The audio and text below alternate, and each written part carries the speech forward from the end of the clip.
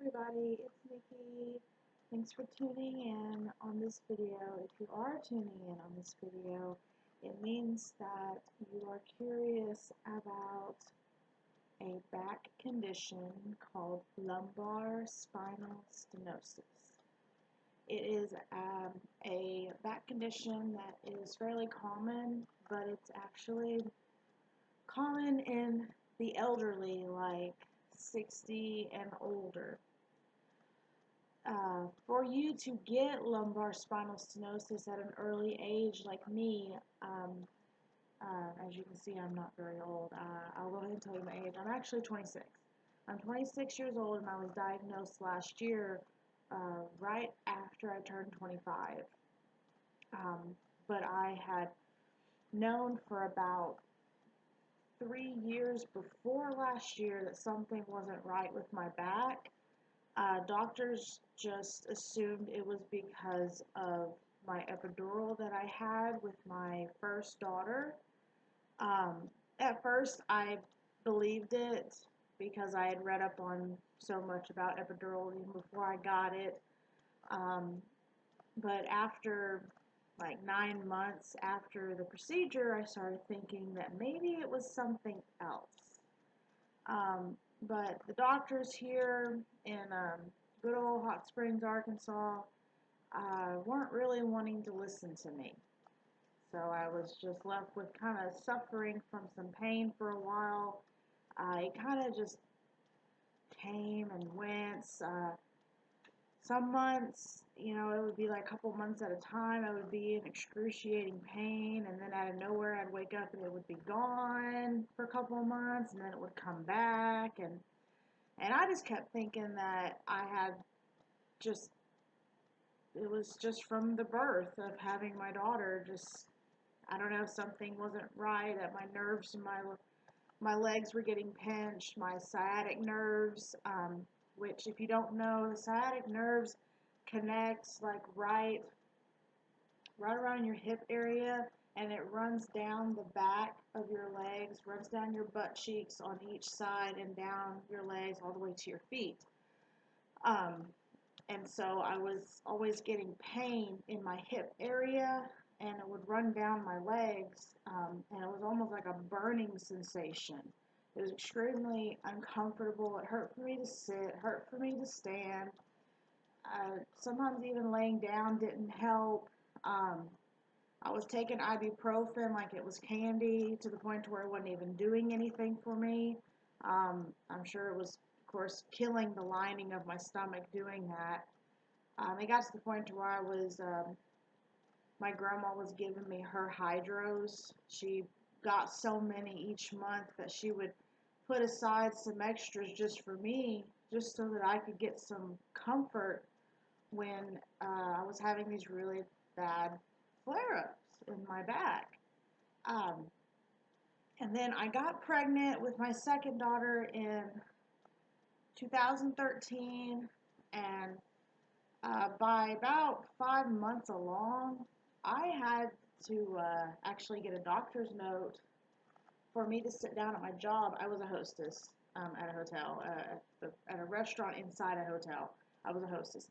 So I stood all the time, which I didn't mind until about 5 months along, and it got to the point where I was just hurting so bad I couldn't stand it.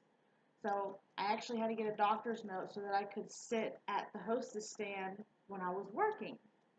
And a lot of people made a fuss about it, but I was trying to play the whole, oh, I'm pregnant. It wasn't that, because this was my second kid. It had nothing to do with me being pregnant. I was in pain, and I knew something wasn't right. So I had my daughter in 2014, and the pain just got worse and worse. It got to the point where it was nonstop, and so after my daughter wasn't quite a year old, I think she was like 8 months old or something like that. Anyway, finally went to a doctor who he kind of listens to me. He did this test to where he made me sit on the table and he lifted up one leg, and of course it hurt.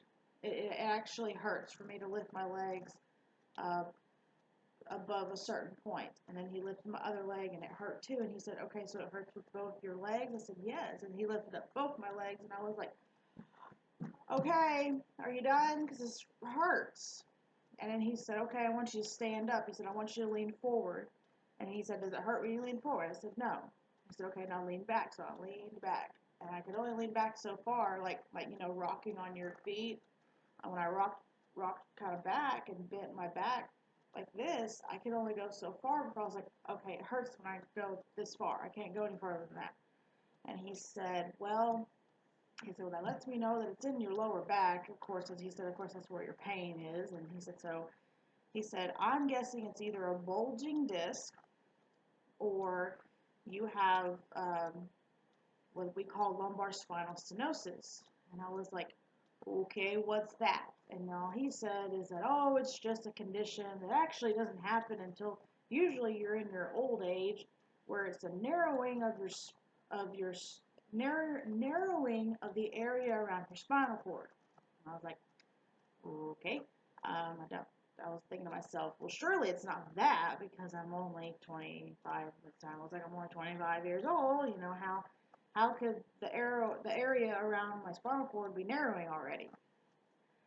Well, that night I went home and Googled what exactly it was, and when I found out that um, it doesn't have to be just because your bones are deteriorating and squeezing your spinal cord, that arthritis bone spurs could also be the cause of lumbar spinal stenosis. Then I got a little panicky, but then I was like, no, it can't be that. I have to have a bulging disc or something. It has to be that. Um, but then I Googled bulging disc, and it said that it's usually something that kind of fixes itself over time. And I'm thinking, well, I've had this pain for like 4 years. I don't know now. So the doctor sent me to go get an x-ray. Well, when he got the results back, the x-ray didn't show anything. And so he was like, well, that's weird, because if you had a bulging disc or anything, you would see it in the x-ray. And I was like, okay, so what do we do now? And he was all like, well, I don't know, how bad are you hurting again? And I was like, seriously? I'm in a lot of pain. We need to figure out what's going on because I can't go on like this. I'm not here for workman's comp. I'm not here for disability. I'm here because I want to know why I'm hurting at 25 years old. That I shouldn't, hurting in places I shouldn't be hurting. And he was like, okay, I'm sorry. He said, okay, well, we'll do an MRI because that shows more than an x-ray. I said, okay. Did the MRI. Took about a week to get results back, and he called me back into the office, and he said, yep, you have lumbar spinal stenosis. And I was like, how? How do I have that? And he said, well, did you ever hurt your back when you were a little kid? And I said, no, not that I can think of. And he said, well, I asked because you have some old fractures in your L4 and L5. That's, in case you don't know, that's basically the last two vertebrae in your spine, which is right there before the tailbone. So it's like way down there. And after he told me where the fractures were and where they would be at in my back, then I thought, well, now wait a minute. Now that I know where the fractures are, I think I might know what have caused them. When I was about 13, I had an accident on a trampoline and hurt myself pretty bad. Best way to describe it is, okay, let me grab this paper plate here.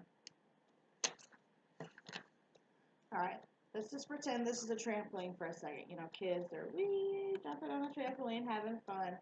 Well, then I was ready to get off the trampoline, and I scooted to the bars that go around the trampoline, and it just got done raining, so everything was slippery. And when I got on the bar railing that goes around the trampoline, I slipped, and one leg went in between the springs on this side, and the other leg went this side, and I just went feet and ting. Yeah, if I'd been a guy, I'm not sure I'd still have my balls. Let's just put it that way. I hit myself pretty freaking hard. Um, Mom never took me to the doctor. She told me to basically just walk it off, and it hurt for me to sit down for about 2 weeks, and so my mom figured I probably bruised my tailbone. Well, umpteen years later, come to find out, I actually fractured my last two vertebrae when I did that. Therefore, after healing and over the years, it has developed arthritis bone spurs that are going inward. Like this is, pretend this is the disc, and the fracture, say it's right here where my, and I have bone spurs growing this way into the disc, and the disc is what protects your spinal cord, which runs through your disc. So I have bone spurs digging into my spinal cord, and it can be dangerous because, say I was to fall really bad again or be in a really bad car accident and it was to jerk those bone spurs into my spinal cord, it could paralyze me. And that's really scary to think about, to become paralyzed at, just at any time in your life just from a freak accident. And then, of course, over time, the bone spurs are only going to grow and get bigger, which my doctor said that probably by the time I'm 40, he expects me to have surgery to where they'll have to go in and grind the bone spurs down the best they can without hurting me, to keep me from going paralyzed and losing feeling in my feet and legs. And that's also just kind of scary on its own.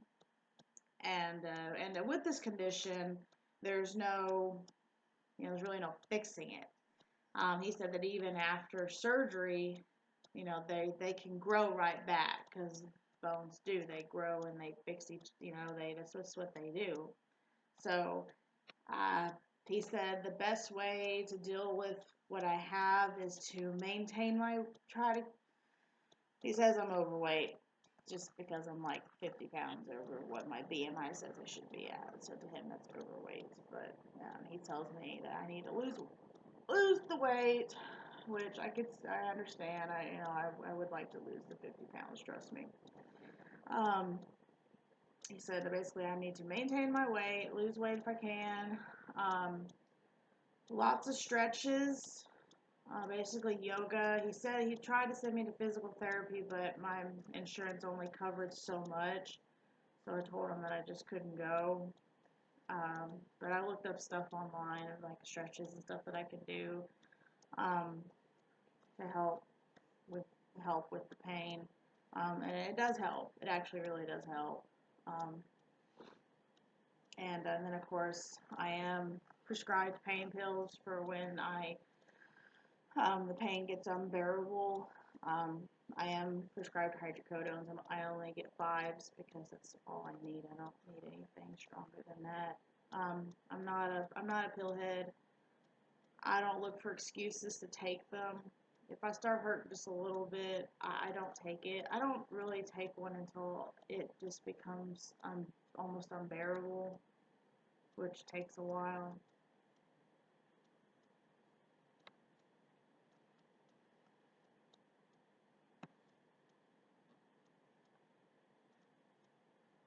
Sorry, I thought I heard something. It's nighttime right now. Um, so, it's just it is what it is, unfortunately. Um,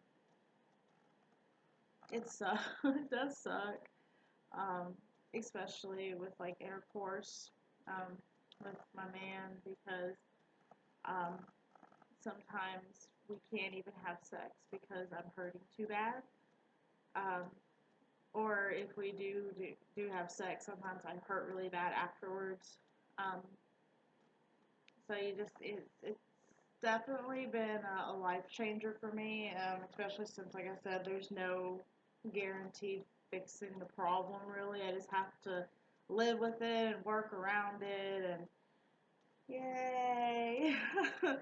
So, but but I just wanted to be as a, like a support for other younger girls or guys out there who may have they have the same problem as me, because I learning that how I got this condition was just from a freak childhood accident. It's just like, wow, there's probably other people out there like me that, I mean, I'm not gonna lie, at first I got pretty depressed about it. Like, I cried and got really down in the dumps and kind of obsessed over it, and then I realized that I can't live my life like this. I have two beautiful little girls that I have to take care of, and I can't do that if I'm laying in bed all the time feeling sorry for myself, because any moment I could become paralyzed over, of course, if I'm laying in bed, or, way I'm going to become paralyzed, I'm just going to get fat. Anyway, but, so, if y'all have any questions or want to ask me anything, just comment down below. Um, And if you need, like, if there's any questions or anything like that, just give me a holler. Anyway, this has been Nikki. Video about lumbar spinal stenosis.